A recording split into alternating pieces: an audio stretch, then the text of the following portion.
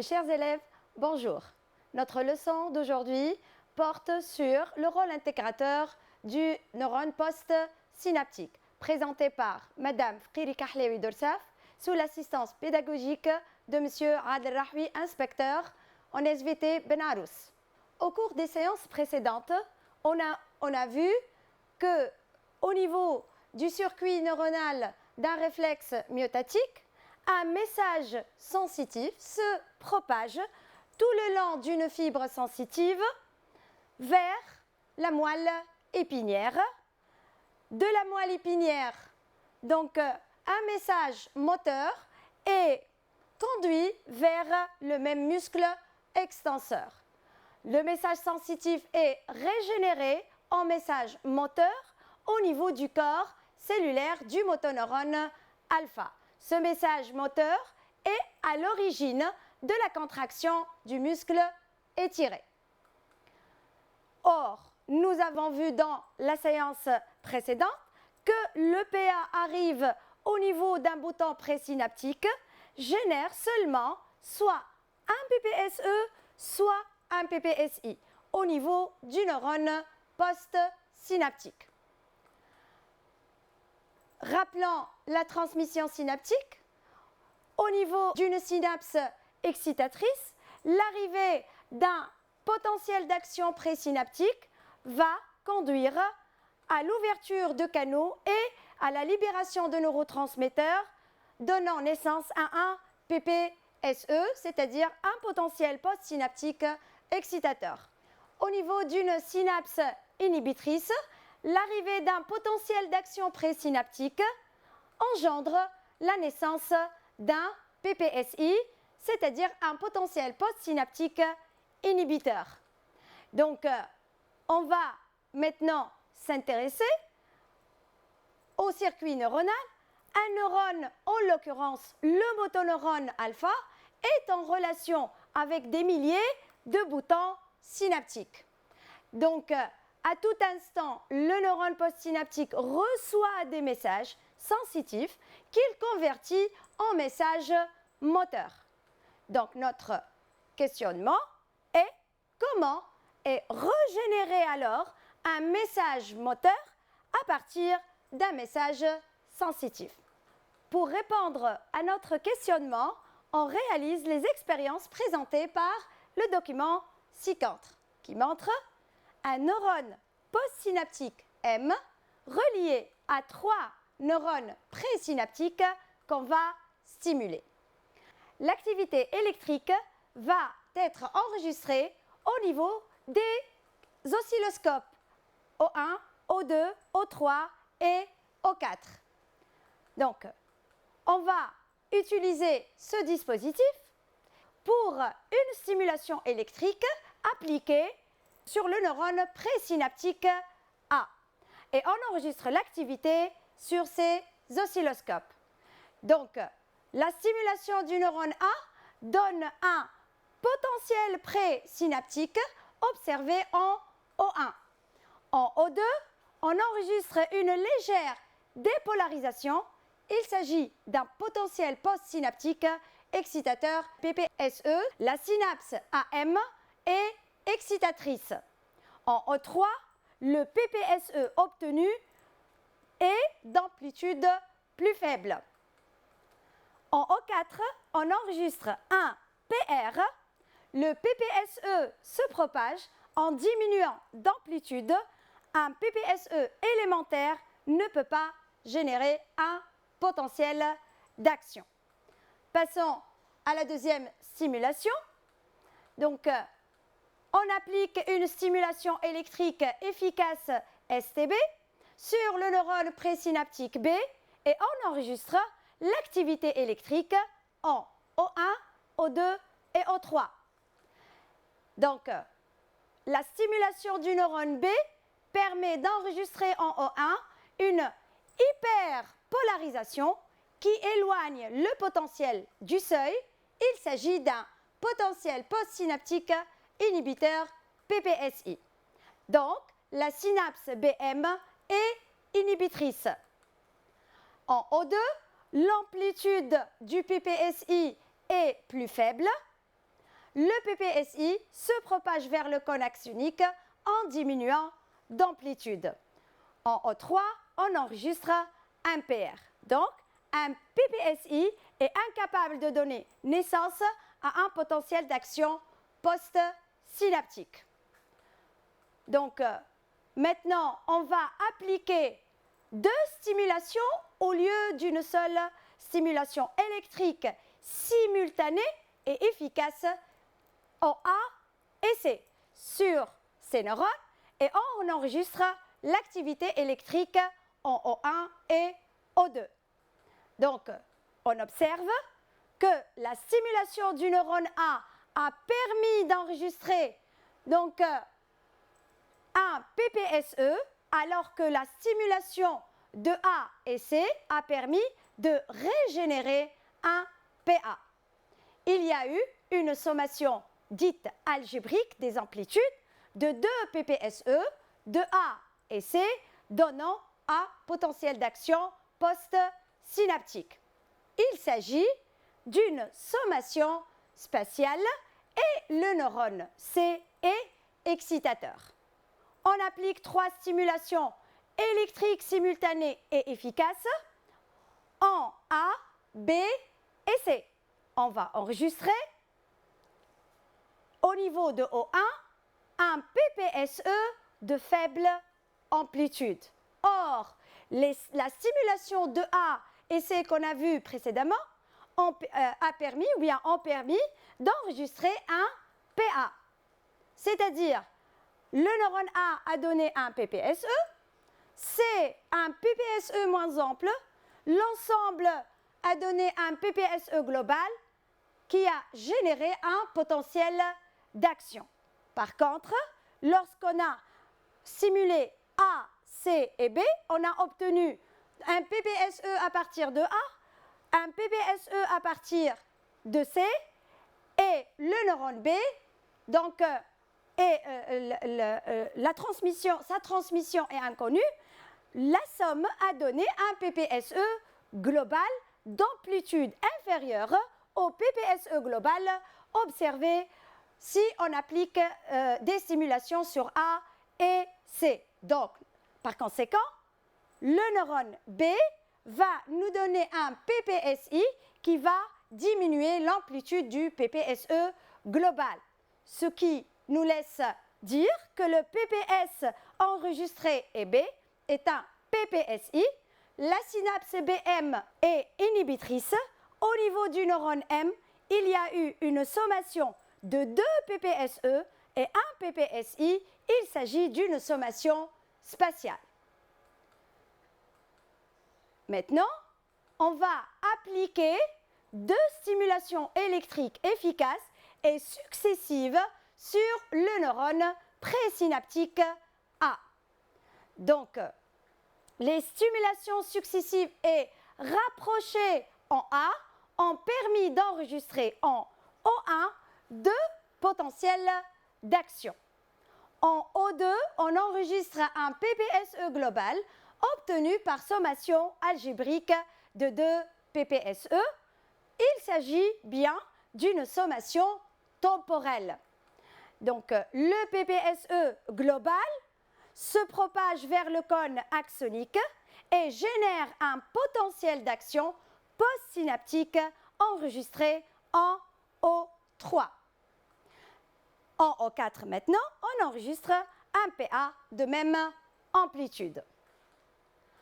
On va appliquer 3 stimulations électriques efficaces et successives sur le neurone présynaptique B. 3 stimulations successives et rapprochées en B permettent d'enregistrer en O1 3 PA, comme le montre l'oscilloscope O1. En O2, on enregistre un PPSI global obtenu par sommation algébrique de 3 PPSI. Il s'agit d'une sommation temporelle des amplitudes des 3 PPSI. Le PPSI global se propage vers le cône axonique, donnant un PPSI moins ample, d'où le PR enregistré dans l'axone. On va maintenant résumer la condition de naissance du message moteur. À la suite de l'arrivée de messages nerveux issus de neurones présynaptiques, ces neurones vont transmettre ou bien des PPSE ou bien des PPSI qui vont se propager vers le cône axonique. Si la somme des amplitudes des PPS est supérieure à 20 mV, on a régénération d'un message post-synaptique au niveau du cône axonique. Si la somme des amplitudes des PPS est inférieure à 20 mV, il n'y a pas de régénération d'un message post-synaptique et on enregistre un PR au niveau du cône axonique. Résumons cela. Rôle intégrateur du neurone post-synaptique. Le neurone post-synaptique intègre les messages par sommation algébrique spatiale lorsque plusieurs boutons sont stimulés en même temps, la somme des amplitudes des PPS, PPSE et PPSI donne un PPS global. Si l'amplitude des PPS globale est supérieure à 20 mV, au niveau du cône axonique, on obtient un potentiel d'action post-synaptique. Si l'amplitude du PPS global est inférieure à 20 mV, au niveau du cône axonique, on n'obtient pas un potentiel d'action post-synaptique. Maintenant, dans le cas de la sommation temporelle, on peut avoir deux types de boutons, ou bien excitateurs. Dans ce cas, si le PPSE global atteint 20 mV, il engendre un PA. S'il n'atteint pas le seuil, on ne peut pas obtenir un PA. Si le bouton est inhibiteur, dans ce cas, on a un PPSI global qui ne donne pas de PA. Pour mieux comprendre le rôle intégrateur du neurone postsynaptique, résolvons ensemble un exercice. Donc, on se propose d'étudier les phénomènes électriques enregistrés au niveau d'un neurone postsynaptique P connecté à 4 neurones présynaptiques N1, N2, N3 et N4. Document suivant. Donc, et commençons par une première série d'expériences. On va appliquer des stimulations efficaces et isolées en E1, E2, E3 et E4. Dans cet exercice, on vous demande de, tout d'abord, identifier les potentiels postsynaptiques obtenus en O1, O2, O3 et O4 et indiquer leur amplitude. Puis, déduisez la nature des synapses N1P, N2P, N3P et N4P. Commençons par la première question, l'identification des potentiels postsynaptiques.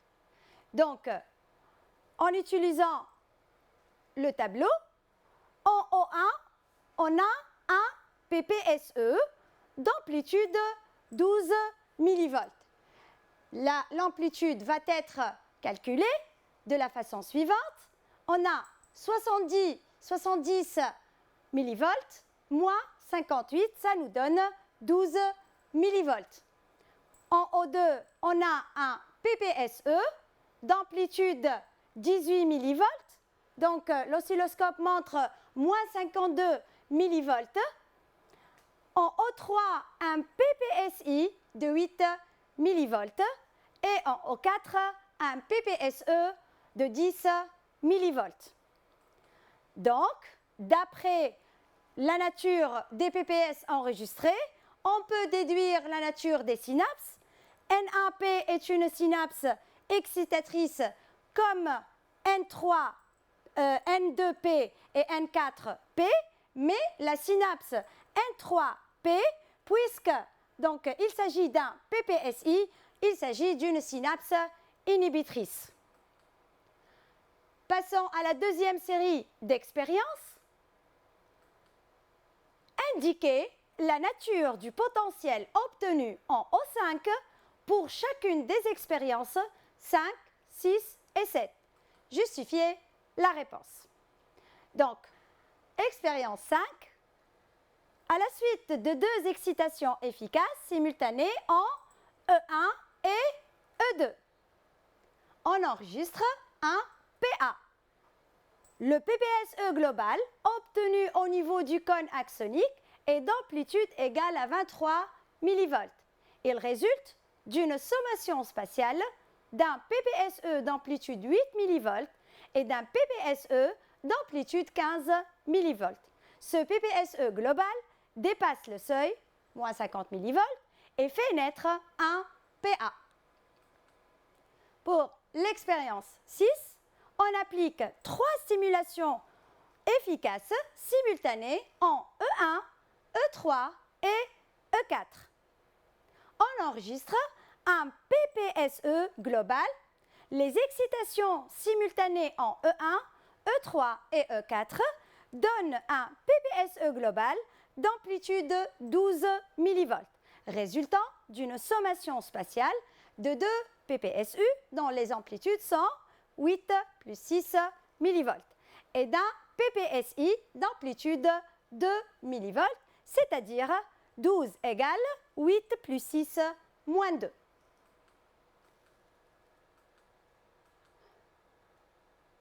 À la suite de deux excitations efficaces rapprochées en O3, qu'est-ce qu'on va obtenir? On va enregistrer un PPSI global, deux excitations successives portées en E3 déterminent un PPSI global d'amplitude 4 mV, résultant d'une sommation, cette fois-ci temporelle, de 2 PPSI, 2 plus 2 mV. Passons à la question suivante. Précisez le nombre minimal d'excitations rapprochées qu'on doit appliquer en E4 pour obtenir un potentiel d'action en O5. Une excitation isolée portée en E4 est à l'origine d'un PPSE d'amplitude 6 mV au niveau du cône axonique en O5. Pour obtenir un PA à ce niveau, l'amplitude du PPSE global devrait être équivalente ou dépassant les 20 mV. Dans ce cas, on doit porter au minimum 4 excitations rapprochées en E4, c'est-à-dire 4 fois 6 mV égale à 24 mV. La question suivante, c'est d'exploiter les réponses aux questions 3 et 4 afin de déduire la propriété du neurone P. Le neurone P a un rôle intégrateur. En effet, il a la propriété d'intégrer à tout instant les messages qui lui parviennent des neurones présynaptiques N1, N2, N3 et N4 par une sommation algébrique, spatiale et ou temporelle. Le message moteur est généré lorsque la somme algébrique des PPS dépasse le seuil. Ainsi s'achève notre leçon. Je tiens à remercier notre collègue Rida Ardiri pour les animations réalisées. Au revoir.